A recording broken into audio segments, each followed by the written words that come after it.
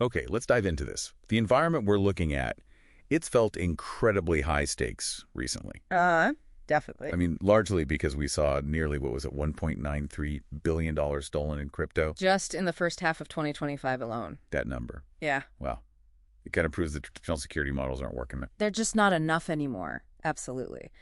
So the mission for us today, for you listening, is to quickly find and understand the advanced verification tools that are driving this security surge we're seeing in 2026. Right, because the old way, the one-off static audits. That paradigm's out. Yeah. Exactly. We're seeing a shift moving towards continuous preventative protection. We're talking real-time monitoring, AI. AI-driven detection, and even mathematical proofs. It's about locking down the downside. That's really the prerequisite now for achieving those, 100x safe gains people talk about. Okay, so who are the key players enabling this? You mentioned a few. Right. The ones we're focusing on are Forta, OpenZeppelin, and Runtime Verification.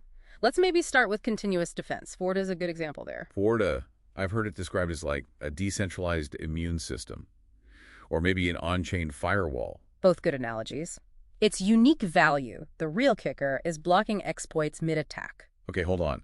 Stopping an attack while it's happening. That sounds almost impossible at blockchain speed. Yeah.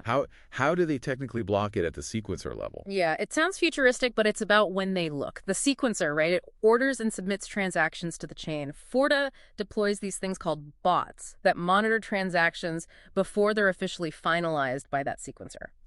Okay. Before they're set in stone. Exactly. So if a bot spots a malicious pattern, like, say, a flash loan, setting up an arbitrage attack, it can elate the protocol or even the sequencer itself to just drop that transaction before any funds actually move. Wow. So it dramatically shrinks that attack window. And we saw this work in the real world, didn't we? With Yearn Finance. We did. Forta detected that hack a full 20 minutes before the funds were actually drained. A huge save. That kind of vigilance. You can see why institutions would demand that, especially TradFi moving on-chain. Absolutely. That's why you see real-world asset chains like Plume using Forta. They're screening something like 2.5 million transactions daily, not just for security, but compliance, too. TradFi needs that real-time assurance. Okay, so if Forta is the real-time guard, let's talk about runtime verification, or RV. That sounds like it offers mathematical certainty. Help me get the difference between monitoring and this formal verification idea. Right, it's a key distinction. Monitoring, like Forta, spots known bad patterns or anomalies in real time. Formal verification uses mathematics to actually prove a smart contract's correctness. Prove it.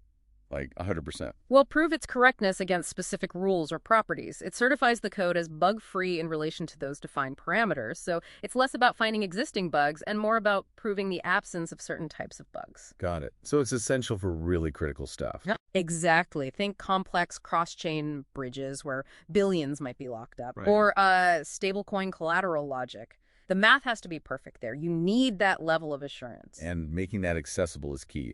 I saw RV partnered with Immunify. Yeah, to integrate these formal proofs into the Magnus security platform, that's a big step, bringing this high assurance method to potentially way more projects, making it more standard. Okay, let's pivot then. OpenZeppelin. Everyone knows their standard libraries, right? ERC20, ERC721. Yeah. They're basically foundational for Ethereum. Absolutely foundational. Facilitated something like over $26 trillion in value transfer. It's huge. And that's precisely why their security approach now is so important. And they made a big move in 2025, didn't they? Open sourcing tools. Huge move. Open sourcing dev tools like Relayer and Monitor. It allows projects to run their own decentralized, self-hosted security operations across like 30-plus chains now. But the really forward-looking thing seems to be how they're dealing with AI-generating code. That's right. Contracts MCP, they call it. Model Context Protocol. Think of it as an automated security checker specifically for AI-generated smart contract code. So the AI spits out code. And MCP ensures it automatically conforms to security best practices, to OZ standards, before it gets deployed. They're essentially building guardrails for AI in Web3 development. Pretty smart. Okay, so pulling this all together, what does this mean for you, the listener? Why should you care about Forta, RV, OZ? Well, the bottom line is security is actually paying off now. The data is showing this. Protocols using these kinds of advanced monitoring tools like Certik or Forta, they're seeing 23% fewer security incidents compared to unaudited ones. 23% fewer. That's significant. So security isn't just a cost center. It's a prerequisite for actual sustainable games. That's the key takeaway. It's becoming table stakes. So maybe a quick checklist for you to keep in mind. Yeah, let's do that. Actionable stuff. Well, 1. Basics first. Use hardware wallets. Enable two-factor authentication everywhere you can. That's just good hygiene. 2.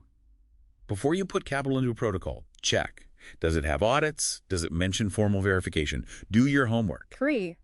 Think about subscribing to real-time alert services. Forta has them. Certik Alert is another. Get notified if something weird is happening. And 4, this sounds obvious, but never sign transactions you don't understand, and be super wary of phishing. It spiked like 40% last year. Still a major threat. Absolutely. Look, crypto is maturing. These tools, they're starting to turn the hunt for high rewards from just a wild gamble into more of a calculated investment, you know? Managing the risk properly. Exactly. So I guess the provocative final thought for 2026 is this. Will the widespread adoption of these verification tools, this real-time monitoring, will it be enough to finally unlock that wave of institutional capital the whole market needs for maybe that next 100x growth? That is a big question, isn't it? Whether this security layer builds enough trust for the next phase. Something to watch.